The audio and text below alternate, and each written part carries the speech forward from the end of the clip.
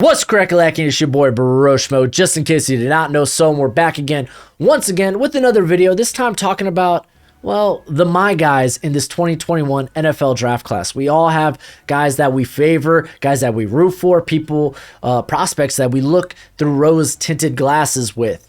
They're the my guys, the guys that we just think are fun to watch. Let me know some of your my guys in this draft class. Well, I give you mine. I'm going to give you one for each position group, but first and foremost, go ahead, become a bro and subscribe. Leave that thumbs up if you enjoy the content. We're trying to get to 20,000 subscribers before the draft. Let's see if we can do it. I think we can, but no stream tonight. This week's really busy for me, so unfortunately, I'll really only be able to stream Thursday. But hey, a lot of content coming out this week. We start the ranking videos. That's right. We're going to rank each of these draft classes. I'm going to give you my top positional rankings.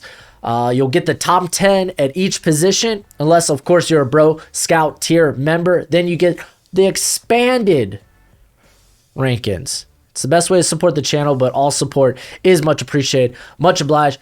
But without further ado, let's go ahead and let's dig in to Jamie Newman. Of course, it's Jamie Newman at the quarterback position. Honorable mention, Justin Fields, just because I feel like I'm always having to go to bat in the comment section for Justin Fields. I don't know what it is. People just hate him. They scout the helmet, not the player. He's kind of a good prospect, so I'm always kind of having to come to his defense. But I would definitely say Jamie Newman is my guy in this class. He is a developmental prospect, I will say that. But why do I love Jamie Newman is because what he does efficiently just translates in the NFL. He was one of the most accurate deep ball throwers in 2019. He's got a big arm, and he knows where to place balls. Whoa! That came out weird. He has great ball placement. That still doesn't sound right, but he was on par with Burrow in terms of accuracy on passes of 20 yards or more. His athletic ability, well, shoot, it's like Fields. It's like Trey Lance. So it's highly valuable. So why is he such a developmental prospect? He just doesn't look at the middle of the field right. Between the hashes, it ain't good. It ain't brilliant. He can't see safeties high. He can't see linebackers low. It's just a no. I don't know why I try to make it sound like a song, but yeah, it's just pretty crummy. Like, he's not good at manipulating defenders with his head, with his eyes. He's kind of used to that, and this was the big thing. He's used to that RPO heavy system where at Wake Forest you kind of just go to your first read. That's just how it is, and it's something he definitely needs to develop. Something he needs to get better at. I was kind of hoping oh man, he's transferring to Georgia. He's playing in a pro-style offense. He's going to have to get better at those things. Then he opted out. He came into the Senior Bowl. I was like, okay, maybe there will be, maybe he'll look good. He looked phenomenal day one. It was like, Mac Jones, Mac who? Didn't really happen that way because day 2 and day 3 was not pretty. He had one ball that oversailed. The wind got underneath it, got picked off. Wouldn't really blame him on that one, but then he had one underneath that got intercepted by Sean Davis. Chris Sims may love Sean Davis, but he is not a good prospect. So him picking that ball off did not make me feel good. He is a developmental prospect. He's got the arm strength. He has arm talent. He has athletic ability. He's just not there yet. He does need a year or two on the bench. But in terms of what he does well, I would consider him a my guy. So let's talk about the running backs, because if you ain't new to the channel, you must be like, oh, this is Travis Etienne, because I'm such a mark for Travis Etienne, and I am. But I went with someone else. I went with Ramondre Stevenson, man. This guy, oh, dude, he is, what, 6 foot, 230, and I think he was 247 at Oklahoma. He's a JUCO transfer. He doesn't run like a big back. The man runs like he's 30 pounds smaller. Like, his footwork, he's just so nimble. Like, he's so patient. He could cut on a dime. You just don't see that from a back his size. And it just works. It just works. Go to that Florida Bowl game, man. I think it was like a 24-yard run into the end zone. Oh, it looked beautiful. Now, he's not going to outrun guys once he gets open. That's just not who he is. In terms of receiving, because I love receiving upside, he runs the basic running back route tree.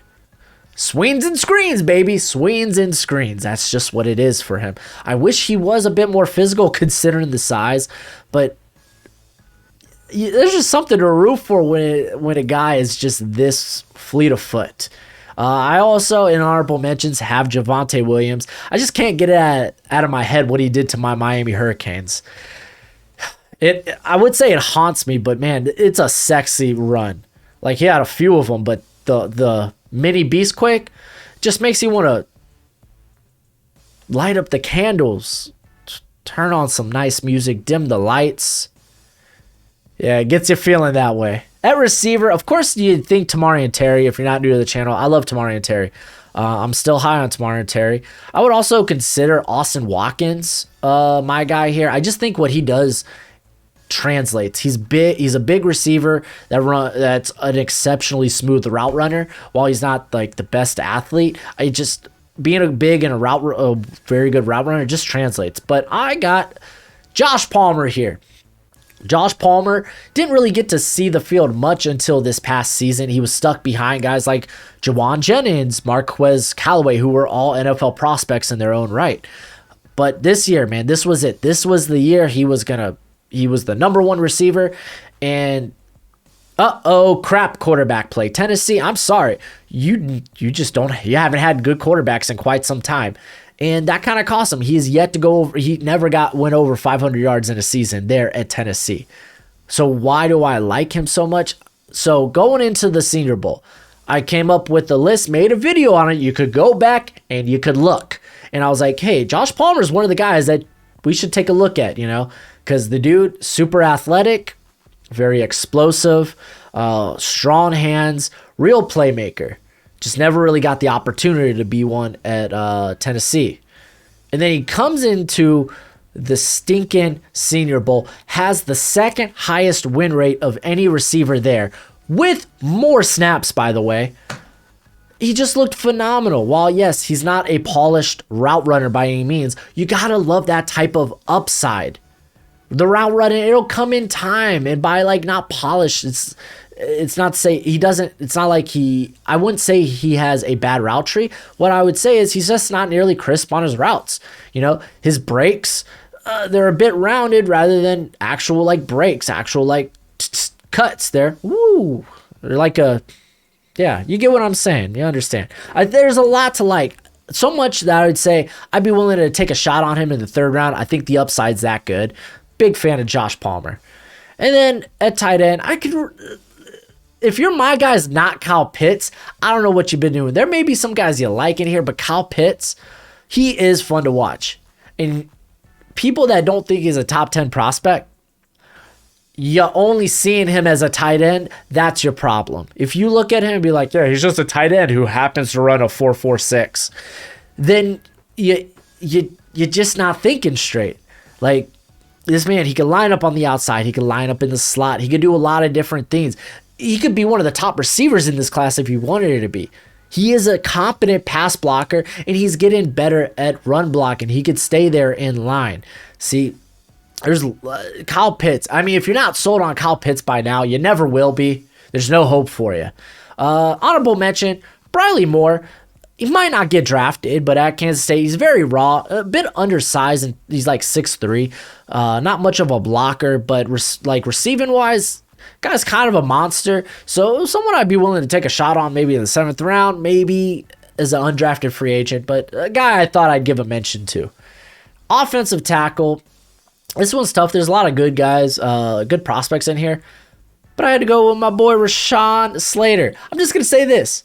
Who was talking about Rashawn Slater after the 2020 draft? Me. No one else but me. At least no one that I heard of. But literally, I put out a mock draft maybe a couple of days after the 2020 draft, and I had Rashawn Slater pegged, I think, at 20 to the Colts at that time. And because I even said it in the video, I was like, this guy's a dark horse, man. I really, really like Slater as a prospect. He's super athletic. He had a very good game against Chase Young.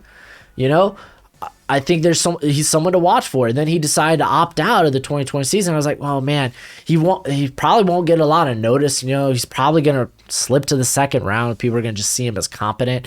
And then 4 months ago, I see him. Oh, Slater's a better prospect than Sewell. And I was like, what the? Hold the phone. Like, I was on this guy. I love Slater, but better than Sewell? Which some people may still think after pro days, but I wouldn't say that. But I'm like, where's all this hype coming from? And they even went to the length of saying, well, he may project as guard. He could probably even play center. Hold the phone. Project is right. He is a projection at guard. He is a projection at center. He played right tackle for 2 seasons, was good. He played left tackle in 2019, was phenomenal. He has never played guard. He has never played center. They're only saying that because, oh, he got little short arms. Like, no, you're going to keep that guy at tackle. You ain't drafting a guard unless they're Quentin Nelson in the top 10. But I digress. I was pretty high on Slater. It's nice to see people came around the minute I was starting to die off on my hype, but it is what it is. I put Tevin Jenkins here because, much like Justin Fields, I feel like he's a guy that I've had to come to the defense to because, well, Jenkins, he didn't look good on this one snap against Ronnie Perkins. Okay, that one snap really killed his stock for you? Okay. What about Perkins? Besides that one pressure that Jenkins gave up to him, let's take a look at where Perkins, the rest of his pressures came. Oh, one game against Kansas. Jenkins is good, man. He's good. On the interior, it had to be Ben Cleveland, man. The dude looks like Braun Strowman. He's built like Braun Strowman. Like, I'm a big wrestling fan, so I had to. Like, the only questions I had with him was, like, I just want to see him in a full season. Because we hadn't seen more than 400-some snaps from him in a year because of either injury or academic troubles, and that was early on. But the minute he got a full year to play, he looked like a monster. You weren't getting around him. He's just so physically dominant. You saw that in the first 2 days at the Senior Bowl. And then he was like, nah, you know what? I've had enough. I've shown what I'm about. I've shown that I am just a juggernaut. Literally, he's the juggernaut. Like, he is built like that. He's like a grizzly bear on the offensive line. I love that about him. And there is a bit of athleticism to him. And literally, you could go on. I don't know if it was Instagram or Twitter. Check out that picture. He literally looks like Braun Strowman. And then his girlfriend, like, comes up to, like, his belly button or something. Luckiest woman in the world. I'm just going to say that. I wish I was her. Couple honorable mentions. Kendrick Green. I'm just a sucker for athleticism. And that even goes to the offensive line where you don't even necessarily have to be that athletic. But Green, he can play center. He can play guard. People even think he can maybe play tackle. But he really fits this outside zone blocking scheme that more and more offenses are starting to implement to their offense. And then Shadon Herring, he's just a physical freak. His offensive line coach at BYU, who used to be the offensive line coach at Arkansas, who coached Frank Ragnow, who was like, Frank Ragnow is the most physical, freaky specimen I've ever coached. Just said that about Shadon Herring. Herring, he's a guy that's played really every position on the offensive line. Just, the level of competition that kind of takes the wings out of his sails, on the wind out of his sails, so to speak. But guy that I think should go maybe 5th or 6th round. I still like him a lot. Edge, my guy, Azeez Ojulari, man, he just has it. This guy, he just bends the edge like special, dude. He's crafty. He's got a plethora of pass rush moves, and he just wins. His length is ridiculous. He has everything you want from a star edge rusher. It's just a couple of knocks. Well, that's just 1 year per production. Well, he only got to start till this year. I don't know what to tell you. On top of that, people worry about how he converts speed to strength, which, okay, for a guy that's just started pushing 150, which is nice, but he's young. He's still young, man. He's still young. But a guy that's just pushing 150, you kind of worry about that. But I don't care, man. This guy's an edge rusher through and through. He's going to get pressure. He's just special. And then I have a couple of late round guys that I really like. Like William Bradley-Keen was someone who I actually had in my 7th round 2020 mock draft when he was still at Arkansas State. Then he decided to transfer to Baylor. Didn't do so hot, but came into the Senior Bowl and looked magnificent. Literally just made Alex Leatherwood look a fool. And while he may not be the most explosive athlete in this class, I think he could be a guy you could add to your rotation immediately. He has that special blend of converting speed to power, and just he has some kill shots with his hands on tape. Like, he's someone I think in the 5th round you go for. And then I have Ogundeji out of Notre Dame. He's long. That's really what I like about him. Like, the dude is probably has the biggest length, biggest wingspan in this class. And while he's probably middling as an athlete, he does remind me a lot of not Julian Akawara, Romeo Akawara, the Detroit edge. I think he, in a couple of years in the season, like a couple of years in into the league, he'll really start to develop and he'll really start to shine, just because he has ridiculous length, and once he could start to like learn to use it well, I think he could be a good complementary pass rusher in this league. Let's go to the defensive interior. This one was easy because no one is talking about Alim McNeill. This man is phenomenal. I think he's easily the second best defensive interior in this class, and I don't know why people are ignoring him. Yeah, okay, he doesn't have pass rush moves. Guess what? They don't ask you to rush the passer from the interior. They're at NC State. The guy was playing zero tech, probably the most athletic zero tech in this class, and he really played more run contained first. He was more of a gap filler, but that didn't stop him like getting a ton of pressures from that position. So Alim McNeill is my guy. I love Alim McNeill. Osa Odighizuwa, a guy I kind of liked early on, not nearly as much early on, just because he's the projection. With a lot of physical upside just from his length, and yeah, came to the Senior Bowl and just made a name for himself, made himself into a day 2 pick.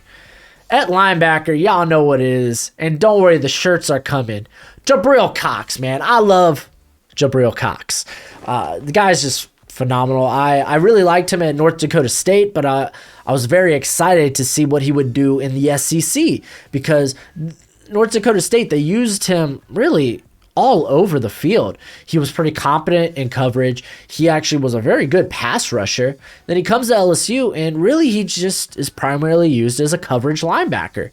And he was the most tested linebacker in this class in terms of, targets. And he did a good job. After that Mississippi State game, which it was rough, he was almost locked down for the linebacker position. He was quality. I love Cox. You heard it. A couple other guys. I'm pulling for Jeremiah Owusu-Koramoah just because I love